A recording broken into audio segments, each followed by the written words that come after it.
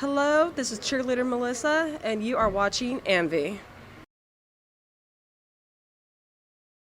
Hey everyone, it's Alicia from AMBY, and I would like to welcome you to my interview with Cheerleader Melissa. Hello. Hi, how are you? I'm fantastic. How are you? Thank you for having me. Good. Thank you for good. joining me. Good, thank you. Of course. We are here at Smash Wrestling's CANUSA Classic, where you will soon step into the ring to face Xandra Bale. So, how are you feeling about everything that's about to go down? I'm feeling really good and maybe a tiny bit nervous just because this has been a match that has been waiting to happen. There's been so many times throughout the years where her and I were supposed to face off with each other, and then something always happened to Xandra Bale. She always got injured or something was broken. So it's so funny that this match has actually happened because I'm so used to her not being able to wrestle at all. So so we're pretty excited. We're very anxious. Yeah. I'm very excited to see it finally happen. Yes. Of course. So I guess after all the matches you've had, you still get nervous walking down the ramp?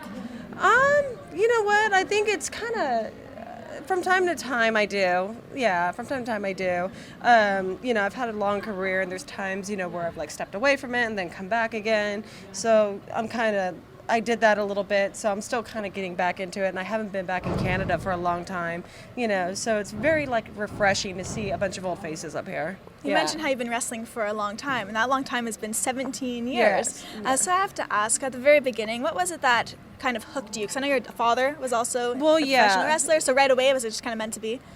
I don't know if it was meant to be. I kind of call it a family curse. I mean, I really loved it.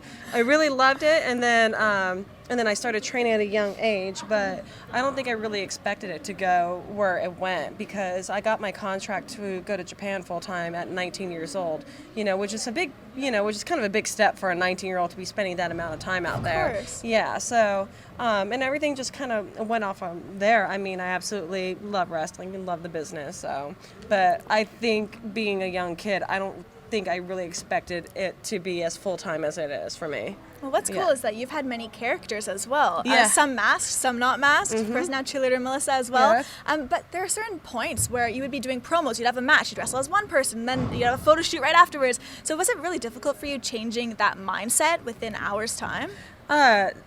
Yeah, sometimes, or a lot of times. Or even just the makeup, I imagine. I know. There were times where after a match, I would have to go backstage, and then the makeup team would be standing by, and I'm just literally almost kind of pulling a Superman, if you will. Yeah. and then, but at the end of the day, if everything goes well, then it's a good day. Of course. And I noticed that you recently went to Zach Bagans' Haunted Museum with yeah, Taya. Yeah. Do you scare easily? How was that experience? No, I don't scare easily. I mean, unless I'm kind of caught off guard, I really don't. Okay. I don't know. It's funny. I don't. I mean, and I'm not really a believer in ghosts or anything like that, but I have had some experiences to where I'll always be very open to it, and respect it anyway. So, but I didn't go in, you know what I mean? I didn't go into the museum thinking I was a ghost hunter or anything. Yeah. So nothing spooked you there? No, nothing spooked me there, but there are some very, very interesting things. I got really into the history of the Dybbuk box. I don't even know what that is. It is. Oh, it's this little wine cabinet that a Jewish World War II survivor, basically. So a Dybbuk is a demon that attaches to a human to finish its business. Okay. Through a human, but it's a demon. It's a very. I've heard of that concept many times. Yeah. I never knew so the that's name. a Dybbuk. So the Dybbuk is. It's not a spirit. It's like a demon that attaches to a human to finish its work. Okay. And apparently she had trapped it in this box. And she wanted to be buried with it, but the Jewish traditional burial services, they obviously didn't honor it. And then as the box kind of got passed around, through yard sales and owners and whatnot, I mean, just horrible things have happened to people. Just absolutely horrible things, to the point to the last owner before Zach had to consult with he consulted with a priest and a rabbi in order to encase the box in a special in a special case, and then he buried it in his backyard somewhere for years because he just didn't get out. Wow. Well, he didn't want anybody messing with it. Yeah, I mean, it's crazy. And then so they have some like really interesting stuff like that. Sounds just like a movie plot, Oh, honestly. they did a movie off of it, The Possession. Oh. Yeah. Okay, I was kind of thinking too. It reminds me of Annabelle a little bit, like putting the doll and then Yeah, they having to lock didn't it have up Annabelle there. They had a different doll there. Her name was I can't think. Oh, her name was Penny. So, Penny. Yeah, Yeah, a different even the doll. name. They didn't have Annabelle there though. Okay. Yeah, but they They're had Penny missing. there. Yeah. Very cool. One thing I did want to bring up, just since we are talking a bit about traveling, you being here in Canada, obviously wrestling takes you all over the place, but is there anywhere you would love to take your craft that you have yet to? Oh, yeah, maybe, yeah. I haven't been to Australia. I know this is random, but, like, I don't know if there's any wrestling promotions in Hawaii. Like, I would love to, like, work in Hawaii. Okay. Yeah, at least, like, for a week or something like that. But never been to Australia.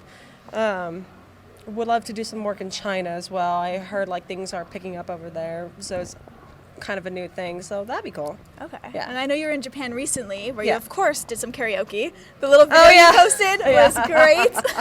Forgot about that. It's up there.